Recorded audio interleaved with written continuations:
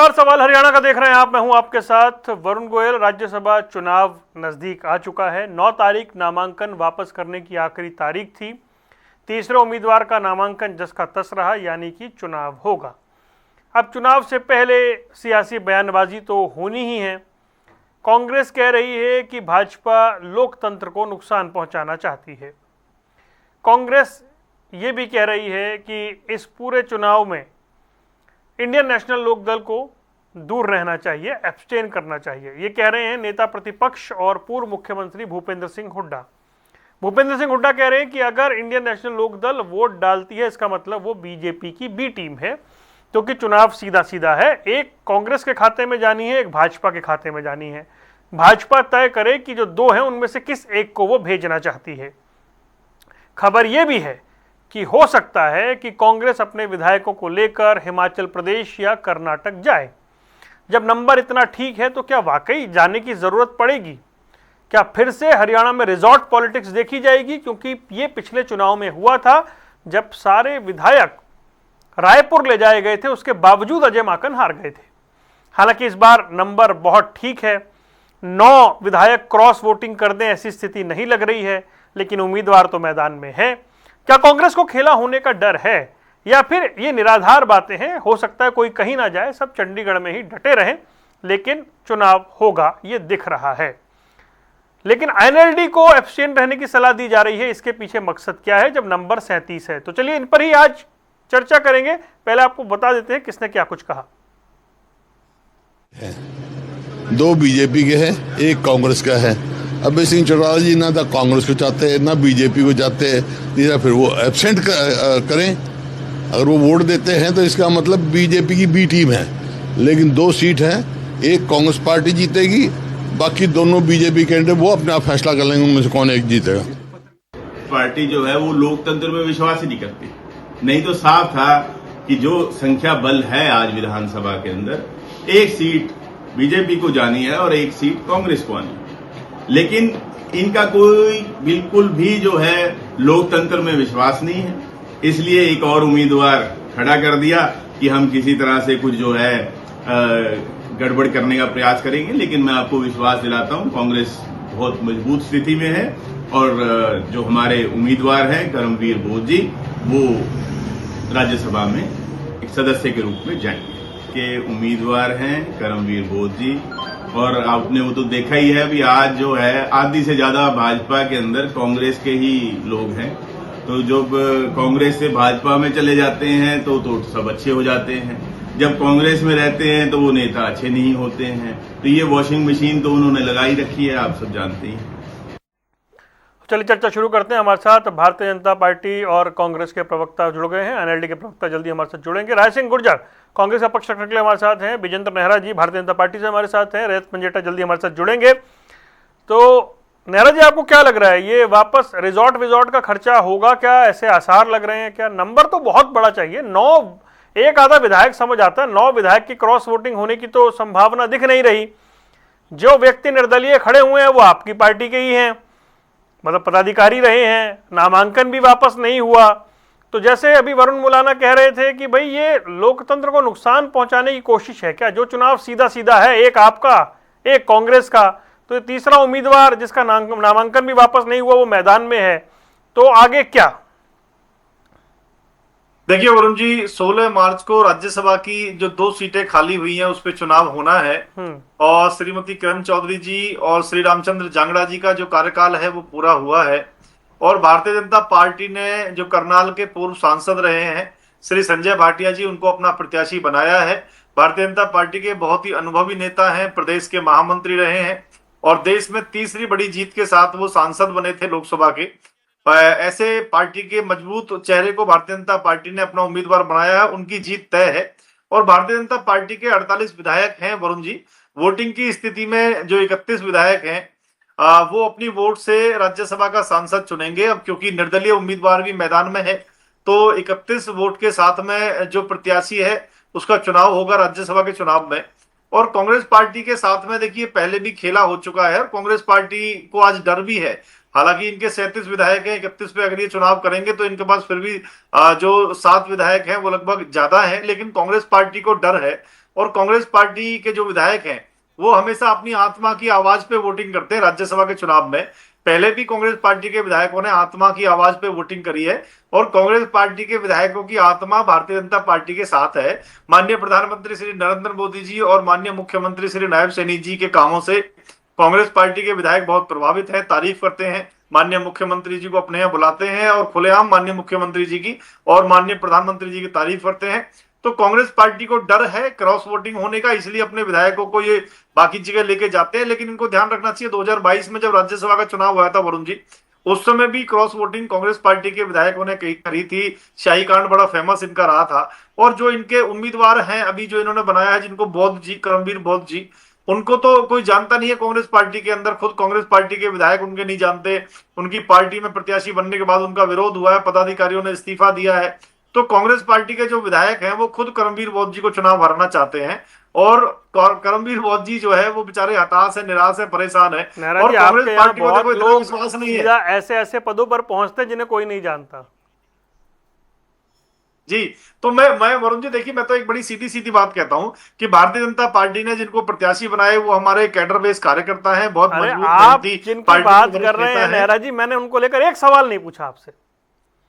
मैं उनकी बात कर रहा हूं जो खड़े हुए हैं और जब तक वो खड़े हुए तब तक वो भाजपा के जिला उपाध्यक्ष की पद पे हैं। आप उन्हें पहचानने से इनकार तो नहीं कर रहे हैं ना? नहीं, बिल्कुल नहीं। प्रदेश उपाध्यक्ष, जिला नहीं, प्रदेश। हाँ, प्रदेश उपाध्यक्ष, माफ कीजिए, आप पहचानने से इनकार तो नहीं कर रहे उन्हें? नहीं, बिल्कुल नहीं। भारतीय जनता पार्टी के उनका नाम ले रहे हैं आप। देखिए, मैंने संजय भाटिया जी को लेकर एक सवाल नहीं पूछा आपसे। हमारी पार्टी को वरुण जी 3 निर्दलीय विधायकों ने समर्थन दे रखा है। उन निर्दलीय विधायकों ने मिलकर के उनको प्रत्याशी बनाया है और भारतीय जनता पार्टी के वोटिंग की स्थिति में हमारे 48 विधायक हैं। जनता जनार्दन ने हमें आशीर्वाद देके बनाया है। 31 विधायक हमारे साथ रहेंगे और जो 17 विधायक हैं वो खुल करके निर्दलीय प्रत्याशी के साथ रहेंगे। 3 विधायक वो भी रहेंगे। टोटल मिला के 20 होते हैं। इनेलो पार्टी को तय करना, सुनिए वरुण जी सुनिए, इनेलो पार्टी को तय करना है। इनेलो से भी वोट मांगेंगे निर्दलीय प्रत्याशी। तो मैं तो स्क्रीन पे दिखा रहा हूं 17, 3, 20, 2, 22, फिर 9 कहां से लाएंगे? 22। अगर मैं वही 9 के लिए मैं कह रहा हूं, कांग्रेस के विधायक आत्मा की आवाज सुनेंगे और वो निर्दलीय प्रत्याशी को वोट देंगे। वरुण जी, ये आत्मा की आवाज सुन के वोट देते हैं। कांग्रेस में गुटबाजी है, फूट है और जब इनका प्रत्याशी हारेगा पहले की तरह, सुनिए, आत्मा की आवाज का परमात्मा कौन है ये भी भगवान ही जाने। रजत पंजेटा, एक मिनट आपको इस डिबेट में बताता हूँ आपको, ये आत्मा की आवाज सुन के वोट देंगे और हारेगा इनका प्रत्याशी। चलिए ठीक है, मैं राय सिंह गुर्जर जी के पास आऊंगा। रजत पंजेटा, भूपेंद्र सिंह हुड्डा कह रहे हैं एनएलडी को दूर रहना चाहिए, एब्सटेन करना चाहिए। अगर इस चुनाव में एनएलडी वोट डालती है मतलब भाजपा की बी टीम है। देखिए, पहली बात तो उनको हमारी चिंता करने की जरूरत नहीं और हमारी चिंता की आवश्यकता पड़ना और उनका ये बयान आना, इससे उनकी ये चिंता जाहिर होती है कि 37 विधायक होने के बाद भी भूपेंद्र सिंह हुड्डा चिंतित क्यों? अगर उनके 37 के 37 विधायक इंटैक्ट हैं तो उनको 2 विधायकों से क्या लेना थे? वो अपनी दल की चिंता करें, अपने विधायकों की चिंता करें। इंडियन नेशनल लोकदल ने क्या करना है वो उनसे पूछ के थोड़ी ना कुछ करेगी इंडियन नेशनल लोकदल। अगर हम एब्सटेन भी होते हैं तो चलो एक विधायक 31 की जगह 30 की जरूरत पड़ जाएगी, 29.33 30 हो गए। चलो परसेंटेज वाइज आया, अगर कोई सेकंड प्रेफरेंस आई, कुछ खेला हुआ, कुछ और चीजें हुई, चलो फिर वो तब एक परसेंटेज का आंकड़ा आता है। लेकिन भूपेंद्र सिंह हुड्डा का 37 विधायक होते हुए भी हमारी चिंता करना, इससे उनकी ये अपनी मानसिक स्थिति और उनकी अपने विधायकों को लेके कि वो आश्वस्त नहीं है। वरना 2 विधायकों तक तो अगर वो उसका जमा वेश निकाल रहे हैं, उसका गणित निकाल रहे हैं, तो उसके पीछे कोई ना कोई बात तो जरूर है। और वैसे भी अभी अगर आप देखें तो बहुत सी चीजें ऐसी हैं, मुझे तो लगता है कि भूपेंद्र सिंह हुड्डा खुद भाजपा के साथ मिले हुए हैं और मैंने कई बार इस चीज का जिक्र किया है लेकिन वो बात दोहराने से पहले, चाहे उनके अविश्वास प्रस्ताव में भी उनके विधायक उनके साथ नहीं थे, ना वोट किया, जिन्होंने साइन किया उन्होंने तो खुद साइन भी नहीं किए, चाहे सीएम की तारीफ मैंने कई बार कहा, और अब तो आजकल तो न्यूज में भी आ गया है, कांग्रेस के विधायकों के निमंत्रण पे घर भी जा रहे हैं मुख्यमंत्री। उसके बाद नहीं, तो बेटी जी का मैंने कई सहज रूप से देखना चाहिए ना जी, इसे तो सहज रूप से देखना चाहिए। मुख्यमंत्री सबके यहाँ जा रहे हैं, मुख्यमंत्री सबके हैं। नहीं, मैं तो कह ही रहा हूँ, मुख्यमंत्री जितने कांग्रेस वालों के उतने तो हो ही नहीं सकते किसी के। और मुख्यमंत्री तो खुद तारीफ कर रहे थे, मुख्यमंत्री ने तो बोला है कि कांग्रेस के बड़े नेताओं ने चुनाव में मेरी मदद करी है, वो तो उन्होंने ऑन कैमरा कबूला है। लेकिन इससे भी एक महत्वपूर्ण बात मैं ये करना चाहता हूँ, मैंने बेटी जी का जिक्र कई बार किया। आप मुझे एक बात बताइए, बेटी जी के अंदर कोई गैरियत नहीं है क्या? आप दीपेंद्र की तारीफ करते हैं, समझ में आता, आप कहते हैं हुड्डा साहब की शान में कोई गुस्ताखी नहीं कर सकता, ये जानने के बाद भी कि उनका कितना अहम रोल जाट आंदोलन के वक्त रोहतक जलाने में था, उन्हीं के सरकार के मंत्री की कोठी जला दी, और हुड्डा जी को वो कहते हैं हुड्डा की शान में गुस्ताखी नहीं करनी चाहिए।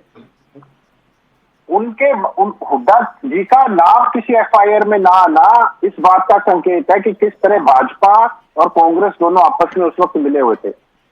किसी ने असली नुकसान अगर उठाया है, और मैं तो कहता हूं अगर कोई राज्यसभा की टिकट का बेस्ट डिजर्विंग था, जिन्होंने नुकसान अपने खानदान को लेकर भी उठाया है, तो वो तो कैप्टन अभिमन्यु था।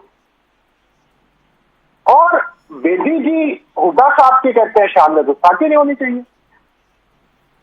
ये किस तरीके की मतलब भाजपा है जो लोगों को, अपने मंत्रियों को भी बलिदान देने के बाद भी, मैं तो कहता हूँ ये मुद्दा बेदी जी, और हर मामले में एक के बाद एक मामले में क्लीन चिट। पहले खट्टर जी थे, आपको मामला याद होगा, वो डीएलएफ स्काईलाइट हॉस्पिटैलिटी वाला मामला जिसमें खेमका जी ने म्यूटेशन जो है वो रद्द करने का काम किया था, उसमें क्लीन चिट दी। अभी एजेएल मामले में क्लीन चिट मिल गई हुड्डा जी को।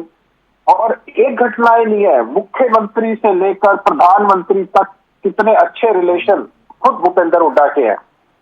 तभी तो लौटते एक बार इंडियन नेशनल लोकदल को लेकर चिंतित है। मैं राय सिंह गुर्जर जी को ऐड करके चर्चा में लौटता हूँ। राय सिंह गुर्जर जी, भाई 37 आपके पास हैं, इंटैक्ट नंबर है, जितने चाहिए उससे भी 6 ज्यादा हैं, फिर आईएनएलडी वोट डाले ना डाले क्या फर्क पड़ता है? तो भूपेंद्र सिंह हुड्डा को मीडिया के सामने आकर ये कहना कि अगर आईएनएलडी वोट डालेगी इसका मतलब वो बीजेपी की बी टीम है, आईएनएलडी को दूर रहना चाहिए वोटिंग से, जिनके पास नंबर से भी 6 ज्यादा है उनको क्या चिंता करनी? देखिए गोयल साहब, राजनीतिक परिचर्चा में इस प्रकार उम्मीदवार को लेकर मेरे भाजपा के प्रवक्ता ने बात रखी, यहां पर साफ होना चाहिए कि भाजपा के 2 प्रत्याशी राज्यसभा चुनाव के रूप में हमारे सामने, एक प्रदेश उपाध्यक्ष है भाजपा के और दूसरे पूर्व लोकसभा के सदस्य हैं। उनके सामने हमारे कांग्रेस की विचारधारा का, बाबा भीमराव अंबेडकर साहब के सपनों को अपने वंचित समाज में पूरा करने वाला वो व्यक्ति जो एक कार्यकर्ता के रूप में कांग्रेस के विभिन्न सामाजिक न्याय के आंदोलनों से जुड़ा हुआ है, वह उम्मीदवार के रूप में सामने आया है। लेकिन देखिए विडंबना क्या है, क्योंकि भाजपा धन बल के आधार पर पूरे देश की सत्ता पर कब्जा करना चाहती है, बड़े बड़े धना सेठों की पैरवी करती है, अडानी से अंबानी तक। उसी के आधार पर हरियाणा की राजनीति में एक बाहुबली को धन बल के आधार पर उतार कर अपने प्रत्याशी के रूप में खड़ा करती है कि ताकि राजनीतिक रूप से उम्मीदवार को चुनाव में राज्यसभा के कोई किसी प्रकार के धन के आधार पर लालच दिया जाए। लेकिन साफ है, वंचित समाज जो गरीब समाज है, दलित समाज है हमारा, वो देख रहा है किस प्रकार भाजपा ओछे हथकंडे राज्यसभा को लेकर बना रही है। ये बात साफ हो चुकी है। दूसरी बात, हमारे 37 विधायक हैं, हमारे 37 के 37 विधायक समझते हैं, जानते हैं कि राहुल गांधी जी की जो विचारधारा है, जो खड़गे साहब का संदेश है कि कांग्रेस की मजबूती के लिए उनके पास भी एक समय है, क्योंकि आज कार्यकर्ता हमारा कांग्रेस का जमीन पर लड़ता है। भाजपा की हर बड़ी छोटी जो भी इनकी राजनीति गंदी है उसके विरुद्ध मैदान में खड़ा है। ऐसे में हमारे कार्यकर्ता का मनोबल बड़ा ऊंचा है और आज हमारे 37 विधायक ये समझते हैं कि उन्हें भी मजबूत संदेश, जो आज चर्चा आप कर रहे हैं, जो परिचर्चा बार बार चलती है कि क्या खेला होगा, वो खेला नहीं होने देंगे, क्योंकि हमारे सम्मानित विधायक ये तय कर चुके हैं कि भाजपा का अहंकार, सत्ता का दल बल के आधार पर हड़पने का जो है वो हम दूर करने जा रहे हैं। मेरा तो सवाल नहीं आया, मेरे तो सवाल रही बात मेरे मित्र जो एनएलडी, मैं जो मेरे मित्र एनएलडी के साथी हैं और आपका जो प्रश्न है कि हुड्डा साहब ने कहा है कि 2 जो लोकदल के सदस्य हैं विधानसभा में वो वोट ना डाले। देखिए राजनीति क्या होती है कि राजनीति में कई बार समीकरण ऐसे होते हैं, राजनीति में दिखाना पड़ता है कि आप सरकार के साथ हैं या विपक्ष के साथ हैं। अगर विपक्ष की बात करते हैं तो आपको पहले दिन कहना चाहिए था कि हमें विपक्ष का वो उम्मीदवार जो गरीब तबके से कांग्रेस ने बढ़ाया है, हम उसका साथ देंगे, हम उसके साथ रहेंगे। और हमने तो पहले दिन से वोट मांग लिया ऑफिशियली, आपकी पार्टी ने एनएलडी से वोट मांग लिया क्या? देखिए एक विपक्ष का कांग्रेस विपक्ष में है और एनएलडी अगर विपक्ष में है तो अगर एनएलडी अपनी पृष्ठभूमि के आधार पर यह साबित करती है कि हम विपक्ष में हैं। राय सिंह जी, आपके नेता अगर ये कहते कि एनएलडी को हमारे उम्मीदवार के पक्ष में वोट देना चाहिए भाजपा के खिलाफ जाकर, तब तो लगता वोट मांग रहे हैं। वो तो कह रहे हैं एब्सटेन करना चाहिए, अगर वोट डालेंगे तो बीजेपी के साथ है। वोट मांगने की अपील कहां कर रहे हैं आप एनएलडी से? आपने वो पूरा बयान सुना है? मैं दोबारा सुनवा दूं? पहले बयान से 1 सेकंड रुक जाइए, जो प्रश्न दोबारा सुनवा देता हूं। पहले प्रश्न क्या किया? 1 सेकंड, एक बार जरा भूपेंद्र सिंह हुड्डा सुनवाइए क्या कह रहे हैं, एक बार सुनवाइए राय सिंह गुर्जर जी को। उनका प्रश्न क्या है? प्रश्न सुनाइए। प्रश्न 3 कैंडिडेट हैं, 2 बीजेपी के हैं, 1 कांग्रेस का है। अभय सिंह चौटाला जी ना तो कांग्रेस को चाहते हैं ना बीजेपी को चाहते हैं, नहीं फिर वो एब्सेंट करें। अगर वो वोट देते हैं तो इसका मतलब बीजेपी की बी टीम है। लेकिन 2 सीट हैं, एक कांग्रेस पार्टी जीतेगी, बाकी दोनों बीजेपी कैंडिडेट वो अपना फैसला कर लेंगे उनमें से कौन एक जीतेगा। जी राय सिंह जी। गोयल साहब आप मुझे हुड्डा साहब से जो प्रश्न किया गया है वो सुनवाइए। अरे प्रश्न नहीं भाई, मैं कह रहा हूं आपने कहा इनको वोट देनी चाहिए हमें, आप वोट की अपील कहां कर रहे हैं मुझे ये बताइए। मैं आपके मंच से अपील कर रहा हूं, आदरणीय मेरे बड़े भाई जो इनेलो के प्रवक्ता हैं, मैं पुरजोर अपील कर रहा हूं कि आप कांग्रेस के बहुजन समाज से जो हमारे साथियों को वोट दीजिए। ठीक है, आप अपील कर रहे हैं। हाँ जी, एक सेकंड मैं अपील कर रहा हूं। ओके जल्दी से रजत ये अपील कर रहे हैं, हुड्डा साहब कह रहे हैं एब्सटेन रहिए, ये अपील कर रहे हैं वोट दीजिए। देखिए हमारा और बहुजन समाज पार्टी का गठबंधन था पिछले विधानसभा चुनाव में। हमने इनको बहुत अपील करी कांग्रेस वालों को कि आप हमें वोट कर दीजिए, मगर इन्होंने हमें एक वोट नहीं करी। हमारे जितने दलित साथी थे, जितनों को भी हमने चुनाव में खड़ा किया बहुजन समाज पार्टी के, हमारे या हमारी पार्टी से जो दलित थे, क्या कांग्रेस ने उन्हें जितवाने में कोई मदद करी? क्या कांग्रेस ने मदद करी? क्या हुड्डा साहब ने हमसे वोट मांगी? हुड्डा साहब को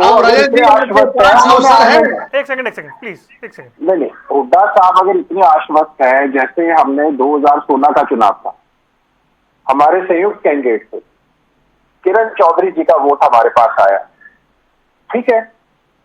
हुड्डा साहब का जो बैलेट पेपर था वो उन्होंने खाली छोड़ा।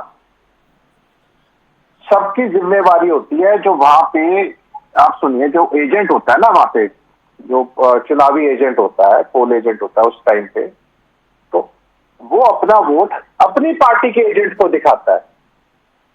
तो जो भी आपके पार्टी के एजेंट, वो हम अभय सिंह चौटाला या रामपाल माजरा जी को अपना वोट दिखा के वोट नहीं करता या वोट करके नहीं दिखाता कि मैंने क्या किया, क्योंकि रणदीप सुरजेवाला जी ने किरण जी को अपना वोट दिखा दिया था, इसलिए उनका वोट चलो डिस्क्वालीफाई हो गया। और बाकियों ने अपने अपने वोट जो थे बैलेट पेपर थे, इंक्लूडिंग हुड्डा साहब, अपना बैलेट पेपर उन्होंने दिखाया, खाली बैलेट पेपर भी दिखाया, और वो शाही चेंज की हुई जो जिसकी वजह से 14 वोट रद्द हुई वो भी दिखाया। जब हमारा संयुक्त कैंडिडेट था, आपने तब हमें मदद नहीं करी। कांग्रेस का और एनएलडी का संयुक्त कैंडिडेट था, तो आप हमसे किस मुंह से आज ये बात बोलते हैं? चलो आपने तो अभी मदद भी निकाल दी हमसे, और अभी तो हमने कोई फैसला भी नहीं किया, हम एब्सटेन करेंगे, हम वोट वो कह रहे हैं हुड्डा साहब ने नहीं मांगी, मैं मांग रहा हूँ मदद। हाँ जी, वो कह रहे हैं हुड्डा साहब ने ना मांगी हो, मैं मांग रहा हूँ मदद। नहीं, मैं इसमें गोयल साहब, हमारे उम्मीदवार ने कहा है कि मैं 90 के 90 विधायकों से वोट मांग रहा हूं, उसमें इनेलो भी शामिल है और हम उसी बात को आगे बढ़ा रहे हैं। तो ये बात नहीं, ऑफिशियली हुड्डा साहब बोले मैं इंडियन नेशनल लोकदल से वोट की अपील कर रहा हूँ, हम उसके बाद जरूर उसके ऊपर चिंतन मंथन करेंगे। ऑफिशियली आप बोलते रही हो, आपके पता आपके एमपी ने क्या बोला है?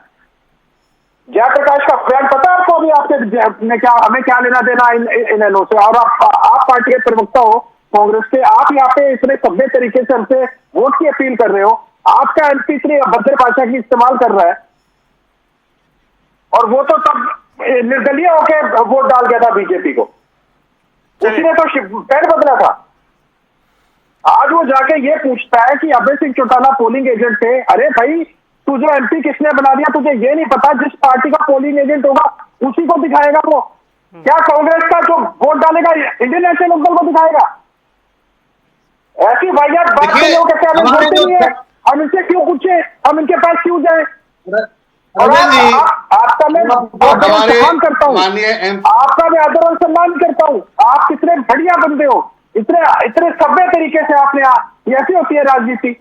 मगर ऐसे वाहियात आपने एमपी बना रखे हैं जो पंचायत के, मैं कहता हूँ, सेक्रेटरी बनने के लायक नहीं है। ठीक है, ओके, मेंबर बनने के लायक नहीं है। ओके। विजेंद्र सिंह नेहरा भाई, क्यों एक जब क्लियर ये मामला आपको दिख रहा है, भूपेंद्र सिंह हुड्डा चाहते हैं कि आईएनएलडी एब्सटेन कर जाए, आपके पास नंबर 1 के लिए क्लियर कट है, पर आप फिर भी चाहते हैं चुनाव हो, तो इस चुनाव में जैसी चिंता जाहिर की जा रही है कि अंतरात्मा की आवाज के नाम पर आप क्या तोड़फोड़ करेंगे? देखिए वरुण जी, जिस तरीके से भूपेंद्र सिंह हुड्डा जी का जो बयान है, मुझे तो लगता है हुड्डा साहब खुद ये चाहते हैं कि कांग्रेस पार्टी का जो प्रत्याशी है उसको हार मिले, क्योंकि भूपेंद्र सिंह हुड्डा जी बाकी पार्टियों से वोट मांगने की बजाय पहले से उन पार्टियों को अपने से अलग दिखाने का प्रयास कर रहे हैं, अपने से अलग अलग करने का प्रयास कर रहे हैं।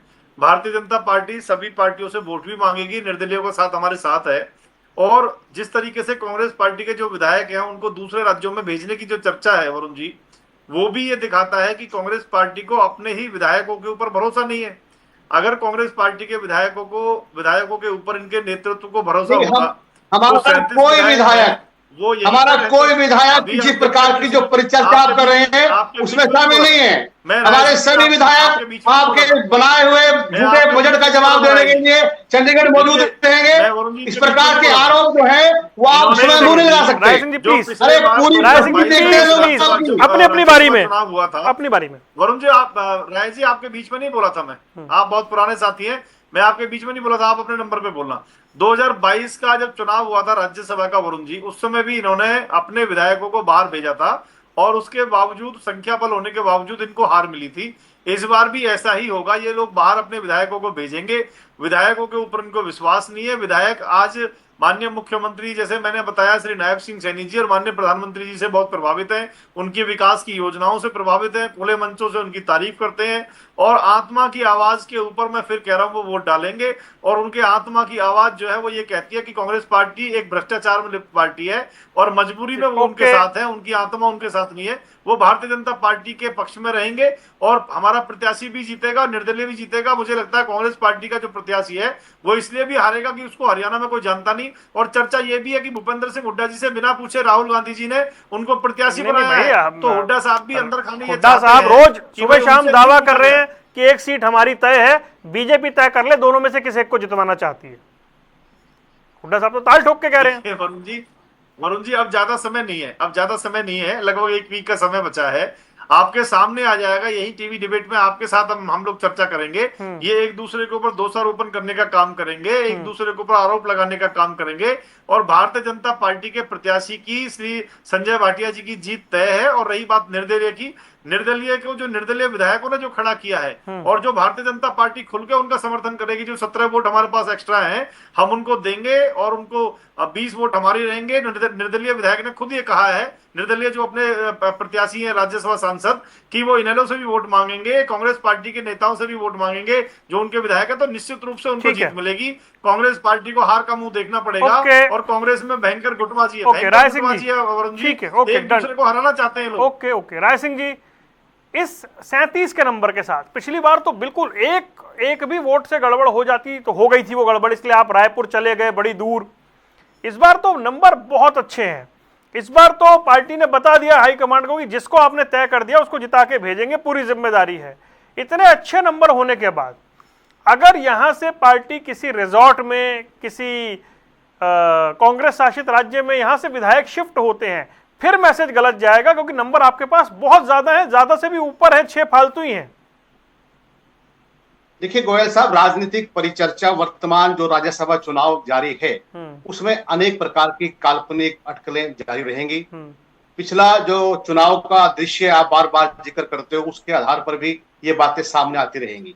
लेकिन जहां तक आपने जिस प्रकार कहा कि 37 विधायक हमारे मजबूत हैं, मैं फिर दोहरा रहा हूं कि जिस प्रकार संगठन सर्जन अभियान में हमारे जिला अध्यक्षों की नियुक्ति हुई, हमारे प्रदेश अध्यक्ष की नियुक्ति हुई, हमारे जिला कार्यकारिणी की नियुक्ति हुई, उस प्रकार हमें राज्यसभा का उम्मीदवार मिला है। तो साफ संदेश है राहुल गांधी जी का, जननायक राहुल गांधी जो खड़गे साहब ने संदेश दिया है कि कांग्रेस के निष्ठावान समर्पित विधायक अब तय करेंगे कि किस प्रकार जो अत्याचारी, जो धन बल के आधार पर सत्ता में बना रहना चाहती है, बनाए रखना चाहती है, उस भाजपा को हटाने के लिए हमारे विधायक कहां पर और किस प्रकार वोट डालेंगे, सबका स्पष्ट संदेश है। बार बार आप रिजोर्ट की बात कर रहे हैं, देखिए ये अभी काल्पनिक प्रश्न है। अगर आपके पास कुछ सूचना आएगी तो हमें भी सूचित किया जाएगा।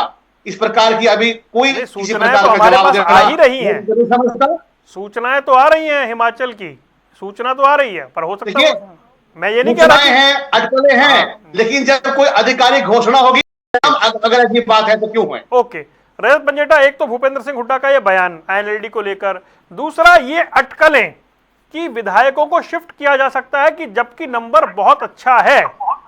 अब कोई असंतुष्ट दिखाई नहीं दे रहा पिछले चुनाव की तरह, कुलदीप बिश्नोई या कोई और इस तरीके से ऐसी स्थिति नहीं दिख रही है। तो उसके बाद अगर मान लीजिए ये जो अटकलें हैं, कहीं विधायकों को रिजॉर्ट ले जाना पड़ा, फिर तो मैसेज गड़बड़ जाएगा। नहीं, अभी तक मैंने आपको शुरुआत में बोला, अभी तक आपको वरुण जी, आप तो बड़े शार्प हो इन चीजों के अंदर, रीड करने के अंदर। जो कोई नेता कोई बात करता है उससे पहले आप एनालिसिस कर लेते हो उस बात का। अगर इतने आश्वस्त हैं, यानी आपको अपने विधायकों के ऊपर विश्वास नहीं।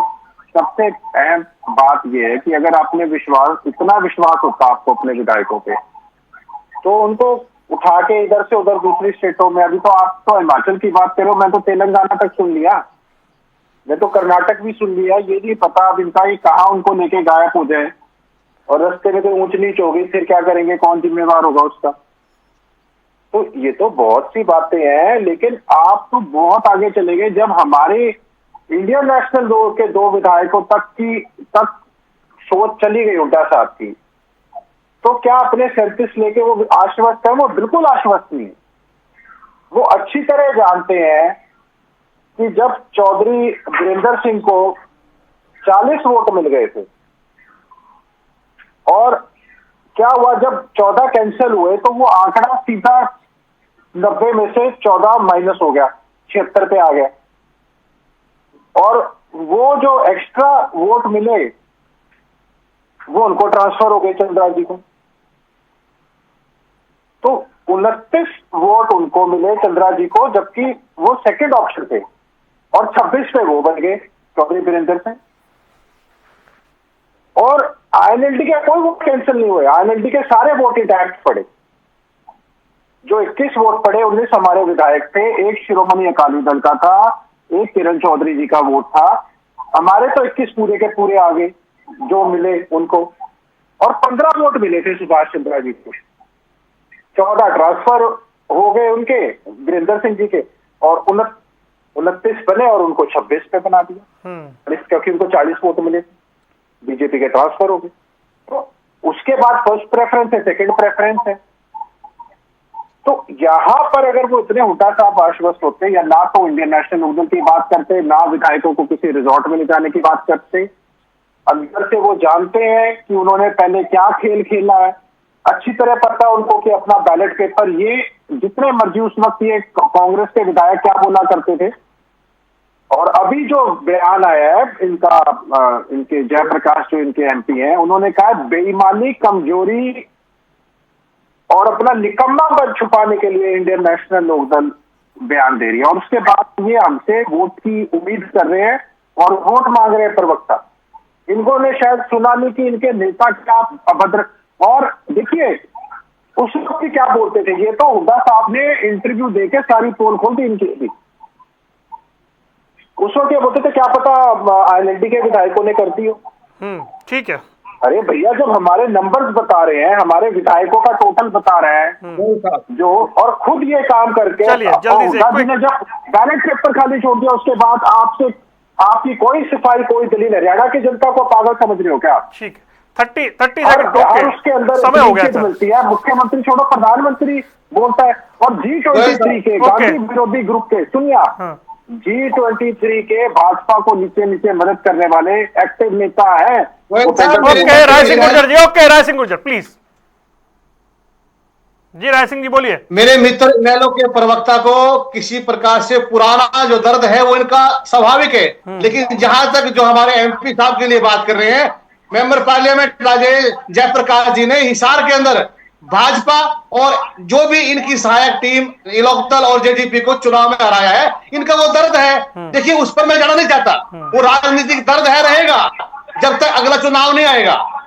उनकी विचारधारा, उनका कार्यशैली, वो हर व्यक्ति राजनीति की अपनी होती है, लेकिन जो हिसार के चुनाव में लोकदल, जेजेपी और बीजेपी बुरी तरह चौटाला परिवार हारा है, उसका दर्द जो है ये इनका जायज बनता है। ओके समय हो गया सर। मेरा साहब जल्दी से 20 सेकंड। वरुण जी, मुझे सिर्फ इतनी बात कहनी है कि कांग्रेस पार्टी को अपने विधायकों पर भरोसा ना होके वो उनको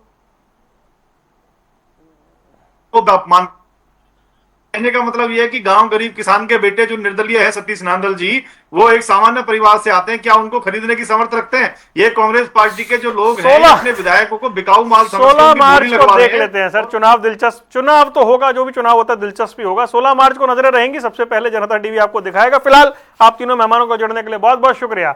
सवाल हरियाणा का देख रहे थे आप, क्या रिजॉर्ट पॉलिटिक्स का समय आ गया है? आने वाले दिनों में स्पष्ट हो जाएगा। रुकने कुछ देर के लिए, खबरों का सिलसिला लगातार जारी है।